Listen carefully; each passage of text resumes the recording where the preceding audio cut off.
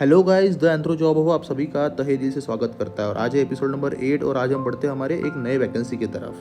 तो hello guys, जो आज की वैकेंसी है वो है एंथ्रोपोलॉजिकल सर्वे ऑफ इंडिया की तरफ से। जी हाँ guys, anthropological survey of India की तरफ से वैकेंसी आई है। तो मैं चाहता हूँ मेरे सभी एंथ्रोपोलॉजी के दोस्त जल्दी से जल्दी इस जॉब के लिए अप्लाई कर दीजिए। एसआरएफ और जीआरएफ दो पोस्ट निकली है गाइस, एसआरएफ और जीआरएफ। एसआरएफ यानी कि सीनियर रिसर्च फेलो और जीआरएफ यानी कि जूनियर रिसर्च फेलो। तो पोस्ट जो है गाइस, जो 11 पोस्ट है वो एसआरएफ की और जो 13 पोस्ट है वो है जेआरएफ की। तो गाइज यहाँ पे अप्लाई करना ना भूलिएगा। जो फॉर्मेट है एप्लीकेशन का वो आपको डिस्क्रिप्शन में मिल जाएगा और ये जो नोटिफिकेशन है वो भी आपको अपने डिस्क्रिप्शन में मिल जाएंगी। तो जो एसआरएफ का जो अमाउंट है वो होने वाला है सीनियर रिसर्च फेलोशिप का 25,000 और जो जेआरएफ है उसका 23,000। बिल्कुल छोटा सा फर्क है गाइज, 2,000 का फर्क है बस, और कुछ नहीं। और जो कॉन्सिक्वेंसी अमाउंट है, जो एसआरएफ को 17,000 रुपये मिलेगा और जेआरएफ को है वो 15,000 रुपये मिलेगा। ये होता है क्वार्टरली बेसिस पे, यानी 6 महीने में आपको मिलते रहेगा। उसके अलावा ये जो the tenure of fellowship is 3 years, यानी 3 साल का आपका बॉन्ड बनाया जाएगा by extended for 1 more year in deserving cases. अगर उनको लगता है कि 3 साल बाद और अगर बढ़ाना चाहते हैं तो वो बढ़ा देंगे 4th ईयर्स में, ठीक है। और interested candidate may send the application in given format neatly typed in A4 size paper address to the director of anthropological survey of India. आपको एक अप्लीकेशन भेजनी पड़ेगी जो कि इसी के डिस्क्रिप्शन में आपको मिल जाएगा, इसी वीडियो के। वो किसको भेजनी है? Director of anthropological survey of India, government of India, EN 79 sector V salt lake city Kolkata 700091, ये है पिन कोड। और उसमें एक क्रॉस्ड इंडियन पोस्टल ऑर्डर रखना चाहिए 50 रुपये का, और SC ST के लिए 25 रुपये का, ठीक है। जो OBC और जनरल कैटेगरी के लोग होंगे उनके लिए 50 रुपये का।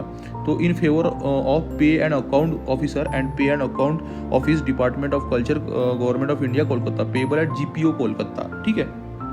फिर उसके बाद अटेस्टेड कॉपीज, जो भी आपके डॉक्यूमेंट्स होंगे वो सब, और एक रिसेंट फोटोग्राफ्स जो कि 2 होनी चाहिए वहाँ पे। Submitted along with application and same should be reached on before 15th day, जैसे कि 15 दिनों के पहले, यानी जैसे कि एडवर्टाइजमेंट निकला है, एडवर्टाइजमेंट जो निकला है वो है 16 तारीख को, यानी 30 तारीख तक आपका ये जो डॉक्यूमेंट्स है वो पहुँच जाना चाहिए, ठीक है। 16 फरवरी को ये निकला है, आप देख पा रहे होगे यहाँ पे लिखा हुआ है 16 फरवरी। तो ये 15 दिन के बाद तक चलेगा। तो यानी कि लगभग 28 तारीख का महीना है, तो लगभग 2 से 3 तारीख तक ये पहुंचना चाहिए, 2 से 3 मार्च तक, ठीक है।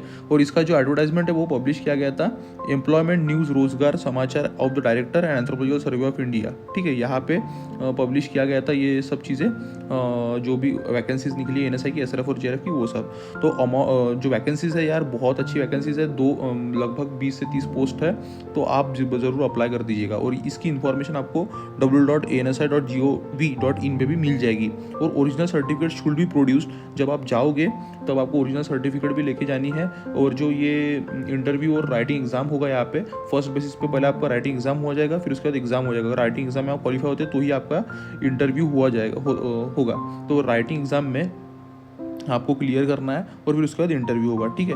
तो आपको जो आने जाने का जो भी खर्चा होगा, स्लीपर क्लास का ट्रेन में, अब जैसे कि आप कहीं से महाराष्ट्र से बिलोंग करते हो, उड़ीसा से बिलोंग करते हो, या फिर कहीं भी ऑल ओवर द स्टेट कहीं से भी बिलोंग करते हो, तो आपको आने जाने का जो खर्चा होगा स्लीपर क्लास का आपको पे कर दिया जाएगा।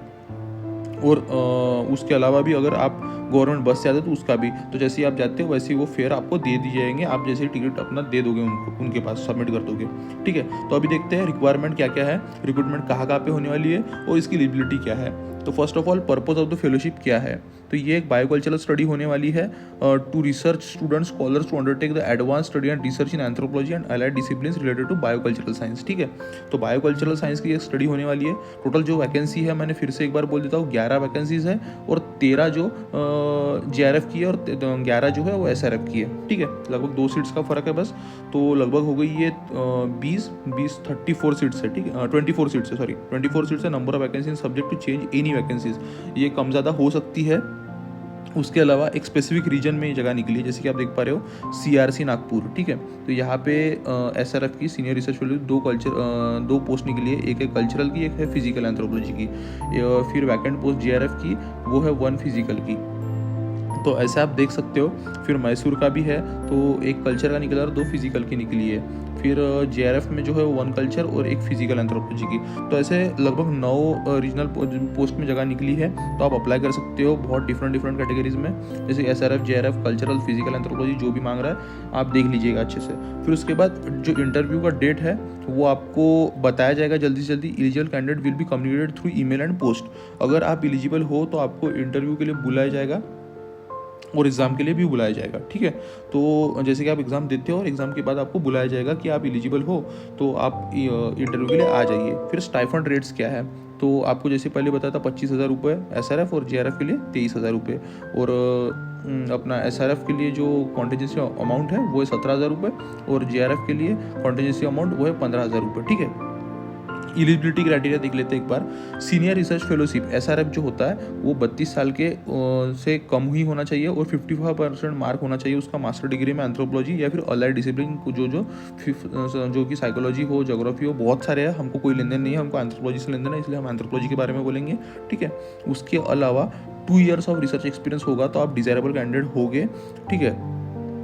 और अगर आपका पब्लिकेशन होगा किसी भी जर्नल में तो ये एक अच्छी डिज़ायरेबल कैंडिडेट बन सकते हो आप, आपको जल्दी से जल्दी वो ले लेंगे, ठीक है। फिर जीआरएफ के लिए क्या चाहिए, 28 साल से बिलो आपकी एज होनी चाहिए, 55% मार्क होने चाहिए आपकी एंथ्रोपोलॉजी की डिग्री में। फिर उसके बाद देखा जाए जो age and educational qualification can be relax in exceptional cases, कोई एक्सेप्शनल केस होगा उसमें एज और एजुकेशन क्वालिफिकेशन रिलैक्स कर देंगे, ठीक है। सिलेक्शन प्रोसीजर की बात की जाए तो senior junior fellow will be selected through, देखो return test will be followed by an interview, return test will be followed, return test followed by an interview, return test होगा उसके बाद इंटरव्यू को फॉलो किया जाएगा।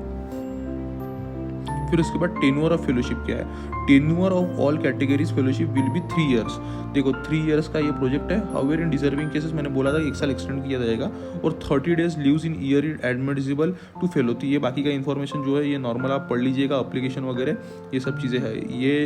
फिर उसके बाद ये जो एंथ्रोपोलॉजी सर्वे ऑफ इंडिया का जो अप्लीकेशन है जो भेजना है वो एक बार देख लीजिएगा। ये पूरा का पूरा अप्लीकेशन फॉर्मेट है, ये पूरा अप्लीकेशन फॉर्मेट आपको डिस्क्रिप्शन में मिल जाएगा, कोई दिक्कत नहीं, और नोटिफिकेशन भी मिल जाएगा, ठीक है।